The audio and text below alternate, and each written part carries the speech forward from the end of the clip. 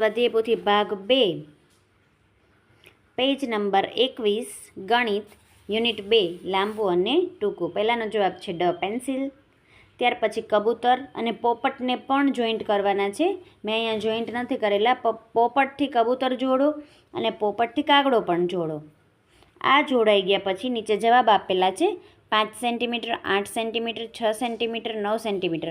મોરથી કબૂતરનું અંતર ઓછું છે, પણ તમે મોરની બદલે પોપટથી કબૂતરનું અંતર ઓછું લખશો અને ચકલીથી મોરનું અંતર સૌથી વધારે છે. ત્યાર પછી ચકલીને કબૂતર પાસે પહોંચવા કેટલું અંતર કાપવું પડશે? 5 સેન્ટીમીટર અને 14 સેન્ટીમીટર. ત્યાર પછી સેન્ટીમીટર, મીટર અને કિલોમીટર આપેલા છે, જે આ પ્રમાણે છે, તમે જોઈને લખી શકો છો. નીચે આપેલા ચિત્રની લંબાઈ માપીને લખો અને તેનાથી નાની લંબાઈનું ચિત્ર દોરી તેની લંબાઈ માપીને લખો. અહીંયા લંબાઈ જે છે એ 6 સેન્ટીમીટર પેન્સિલને આપે છે. તમારે નાની પેન્સિલ દોરવાની છે 5 સેન્ટીમીટરની. ફૂટપટ્ટી લઈને ફૂટપટ્ટીથી માપીને જ 5 સેન્ટીમીટરની લંબાઈ દોરવાની છે. અહીંયા દિવાસળી 4.5 સેન્ટીમીટરની આપી છે. તમારે ફૂટપટ્ટીનો ઉપયોગ કરીને સ્કેલની મદદથી 6.5 સેન્ટીમીટર જે છે દિવાસળી દોરવાની છે. ખાલી જગ્યા અહીંયા આપેલી છે. 1 મીટર બરાબર 100 સેન્ટીમીટર, 200 સેન્ટીમીટર બરાબર 2 મીટર, 1000, 5, 1600, 1000, 2 અને 3000. ત્યાર પછી સામેના પેજ પર જોઈ લઈએ. 3 કિલોમીટર, 5200 મીટર, 4 કિલોમીટર અને 7 સેન્ટીમીટર અને સાતમાનો જવાબ છે 7 સેન્ટીમીટર.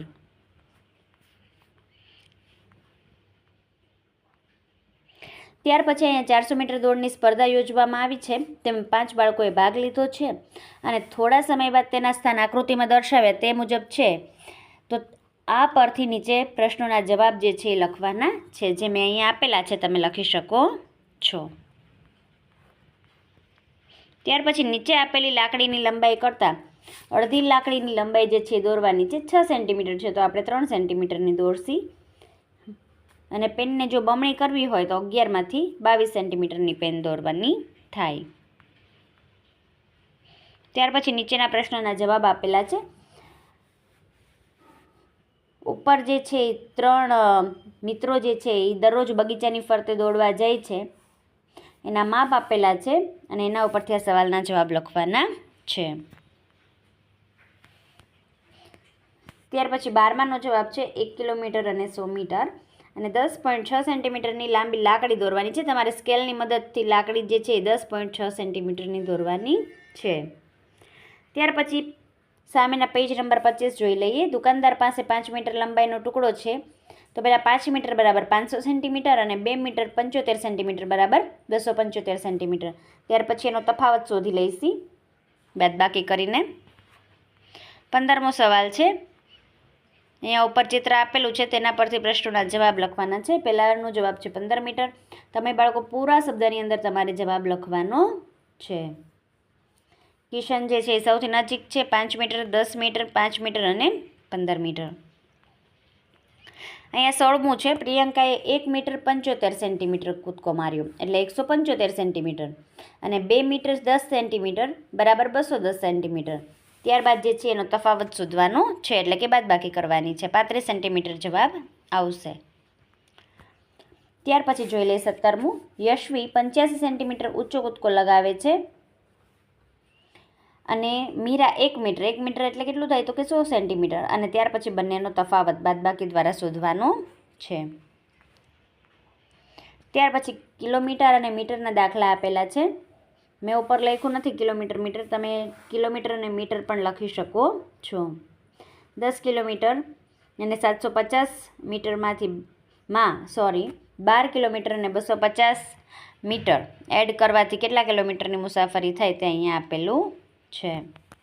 અને સૌથી છેલ્લે આ બગીચો એક આપેલો છે. બગીચા ફરતે કેટલો આંટો મારવાનો છે કે એટલે કે કેટલા સેન્ટીમીટર ચાલ્યા તે લખવાનું છે. તો ચારે બાજુના માપનો સરવાળો કરીએ તો 53 મીટર અને 500 સેન્ટીમીટર જે છે એ ચાલ્યા. 53 મીટર અને 500 સેન્ટીમીટર. સામે તમારી શાળામાં ભણતા કોઈ પણ 6 વિદ્યાર્થીઓની માહિતી લખવાની છે. અને તેના પરથી તેનો ઊંચાઈનો તફાવત મેળવવાનો છે. મેં અહીંયા 6 બાળકોની માહિતી લખેલી છે. તમે તમારા જ શાળામાં અભ્યાસ કરતા કોઈ પણ 6ની માહિતી લખી શકો છો. અને ત્યાર પછી એનો તફાવત મેળવવાનો છે, એટલે કે તેની બાદબાકી કરીને જવાબ મેળવવાનો છે કે કોની ઊંચાઈ જે છે એ વધારે છે અને કેટલા સેન્ટીમીટર ઊંચાઈ વધારે છે. બ્લેકબોર્ડની લંબાઈ 2 મીટર અને 15 સેન્ટીમીટર આપી છે અને પહોળાઈ 1 મીટર અને 75 સેન્ટીમીટર આપી છે, તો તેનો તફાવત મેળવવાનું છે. આવી રીતે પણ દાખલો ગણી શકાય અને મીટર અને સેન્ટીમીટર વચ્ચે આપણે લીટો પાડીને જે કરીએ છીએ એવી રીતે પણ દાખલો કરી શકાય. તમને જે ઇઝી રહે એ મુજબ તમે દાખલો કરજો. સાચો વિકલ્પ લખવાનો છે. પહેલાંનો જવાબ છે બ 3, બીજાનો જવાબ છે ક 6 સેન્ટીમીટર, ત્રીજાનો જવાબ છે બ 8 સેન્ટીમીટર અને ચોથાનો જવાબ છે ક 5000. પાંચમાનો જવાબ છે વંદાની લંબાઈ કયા એકમમાં માપી શકાય, તો કે સેન્ટીમીટર. અને છેલ્લો પ્રશ્ન છે પ્રવૃત્તિ. ઊંચાઈ જે છે એ સેન્ટીમીટરમાં માપો અને નોટબુકમાં લખવાની છે. મેં અહીંયા લખેલી છે. તમે તમારી જ વર્ગના બાળકોની જે છે ઊંચાઈ સેન્ટીમીટરમાં માપીને લખી શકો છો અને ત્યાર પછી તેનો તફાવત એટલે કે તેની બાદબાકી કરીને લખવાનું છે. શાળાની વિવિધ જગ્યાઓ વચ્ચેનું અંતર પણ તમારે એકમ સહિત લખવાનું